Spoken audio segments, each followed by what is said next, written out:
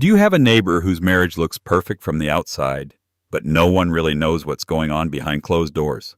There's a bird so strictly faithful that scientists call it one of the rarest exceptions in the entire bird world. But even that bird has a dark side you can only smile about sadly. Another one, the one on your fence every morning, has up to 20% of its chicks fathered by someone other than the male feeding them. A third has a strong marriage that sometimes ends in divorce, and the reason has nothing to do with personality. And a fourth, the loudest, most carefree-looking one of all, is quietly running a second family just a few dozen meters from the first. Today we're looking at 4 families from your backyard, and at least one of them isn't built the way it looks at first glance. Let's start with a bird easy to mistake for a small crow, the jackdaw. Gray cap, pale eyes, and a reputation ornithologists describe with one rare word: strict monogamy. That's not an exaggeration. When researchers ran genetic tests on chicks in jackdaw colonies, the results surprised even them. Not a single case of extra-pair paternity. Not one chick that turned out to belong to someone other than the social partner. For birds, that's extraordinarily rare. Even the species that look the most faithful usually have at least a few genetic surprises hiding in the nest. A jackdaw pair forms for years, often for life. Partners groom each other's head and neck feathers. It's called allopreening, and in jackdaws, it's almost always something only true pairs do for each other, not random neighbors. It sounds like the picture of perfect loyalty. But there's a side to this story you can only smile about sadly. Sometimes a rival male waits until a female is alone at the nest, then attempts to force himself on her. The female fights back, defending the nest, attacking the intruder, and she almost always wins. Because of the jackdaw's anatomy, these attempts rarely succeed. Fewer than 5% of chicks ever result from this view. And not because the females went along with it, but in spite of their resistance. Something about that, unfortunately, sounds familiar in the human world too, when closeness happens not by consent, but against it. There's one more unexpected twist. When researchers studied how a female's partner behaves after one of these stressful encounters, they found something surprising. He doesn't comfort her. If anything, he visits the nest less often afterward. Researchers think it may be self-preservation. The place where the attack happens starts to feel dangerous, and the male instinctively avoids it. And what happens if one partner dies? Nature doesn't go easy here. A widowed jackdaw is often pushed out of the nest by its own neighbors. Raising chicks alone is nearly impossible. If a male manages to hold on to his nest site, he may be courted by one or more single females. But losing a partner isn't really a time for long mourning. It's a matter of survival. And a jackdaw simply doesn't have time to grieve. So yes, the jackdaw is one of the rarest examples of true, genetically confirmed loyalty in the bird world. But even the strictest loyalty comes at a price, and sometimes that price isn't for cheating, it's just for ending up alone. Now, the same crow that sits on your fence every morning like it's lived there longer than you have.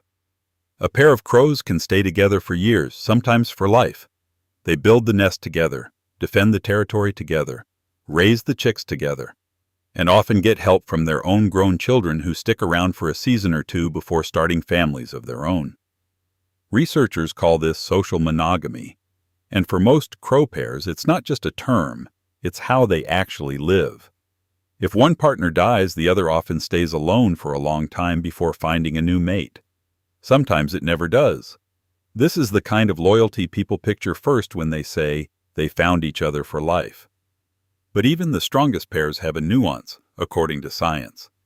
In a study published in the journal The Auk, researchers ran genetic tests on chicks in American crow nests.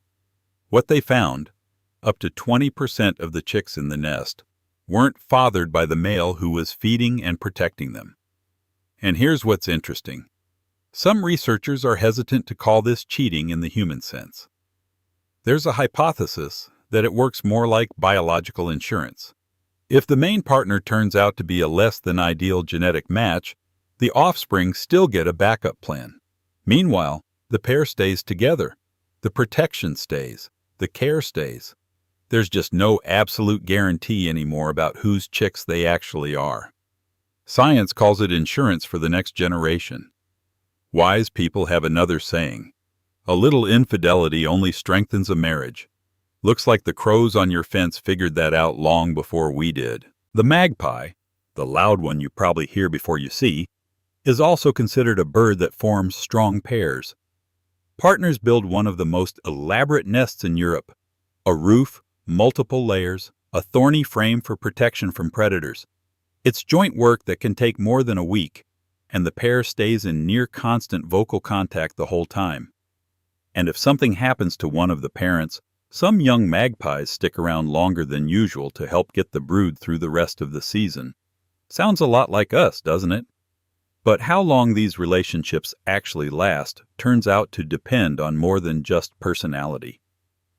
In South Dakota, researcher Buitron studied magpie pairs and found that only 8% of them split up. A very stable picture. But in Alberta, in a 7-year study by Dinsa and Boag, the picture looked completely different. 50% of males and 63% of females changed partners. And in Europe, according to Bayens, up to a third of magpies leave their partner between seasons. Not because they fell out of love. A better territory simply showed up nearby, and one of them decided it was worth moving for the sake of future chicks. Which gives us an honest takeaway. Magpies, like crows, generally aim for long-term relationships. But if life offers a better future for the kids, a magpie is capable of making the hard call. And science isn't quick to call that betrayal.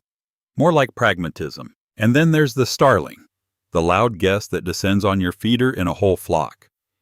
And this is a different story altogether, with a lot less room for excuses. From the outside, a pair of starlings at a birdhouse looks sweet, both parents bringing food to the chicks, a classic family scene. Researcher Anders Pape Muller, who studied European starlings for years, found that behind that picture is something a lot less sweet. A successful male often runs not one family, but two. He finds a good spot, attracts a first female. Then, sometimes just a few dozen meters away, he attracts a second. Ornithologists even have official terms for it: primary female and secondary female.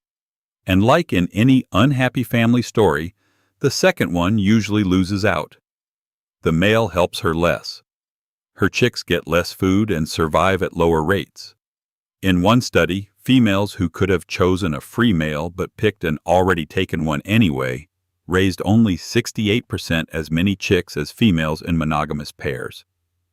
But here's the interesting part. Sometimes it's not the parents who end up paying for this. In the Netherlands, researchers once observed a chick from a first brood that, instead of leaving to start its own life, stayed behind and helped raise the second brood. The one from that second family. It fed its younger siblings almost as often as the adults did, and even gathered food on its own. In this family, it's the oldest chick who ends up making up for the father's choices. That kind of irony shows up in human families too. So if the crow and the magpie mostly play by the rules, bending them only when life forces their hand, the starling, it seems, never really agreed to those rules in the first place. Good thing someone in the family is willing to take responsibility for it. So the next time you see a jackdaw with its one and only partner, a crow on your fence, a magpie on a branch, or a starling at your feeder, remember, what you see on the outside isn't always what's really going on. One has a loyalty so strict that science can barely find its equal, and the price for it is sometimes frighteningly high. Another has a secret you'd need a DNA test to uncover. A third is willing to walk away for a better life for her chicks. The fourth is running 2 families, with the chick quietly paying off someone else's debt. 4 birds, 4 models of loyalty. None of them perfect, and none of them quite what they look like from the outside. Maybe that's exactly why their lives are worth watching. They're not here to teach us the right way to do things. They're just proof that loyalty comes in a lot more shapes than we usually think.